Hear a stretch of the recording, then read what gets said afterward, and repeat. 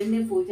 So పొద్దున్నే నేనైతే లేచి కొంచెం ఇంట్లో పని అంతా అంటే ఇల్లు ఊడ్చుకొని చేసుకున్న తర్వాత సో దేవుణ్ణి అయితే మొత్తం క్లీన్ చేద్దాం అనుకున్నా. సో నేను ఎట్లా క్లీన్ చేస్తే ఏంటని చెప్తా.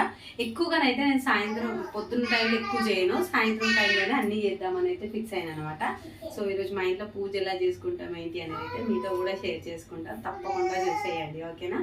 సో ఇంకా మనకి ఆల్రెడీ నేను పెట్టిన ఫ్రూట్స్ అవన్నీ ఉన్నాయి కదా, సో ఇవి మొత్తం తీసేస్తే ఇంకా తీసేసి మళ్ళీ కొత్తగా అయితే ఏమైనా పెట్టడానికి నైవేద్యం కోసం దీపం కూడా పెట్టి నైవేద్యం ఏమైనా పెట్టేస్తా. సాయంత్రం మాత్రమే ఏమైనా చేయడానికి అయితే ప్రయత్నిస్తాను అనమాట, ప్రసాదము. ఇక్కడ వచ్చేసి అయితే స్టవ్ కవర్ తీసుకుందాము.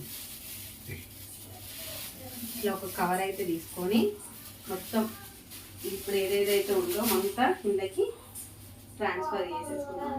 సో పూలు కూడా అన్నీ తీసేయాలి కాబట్టి సో ఆకులు అలమలు అయితే ఏమి తీయను, బట్ ఆయనకి వేసిన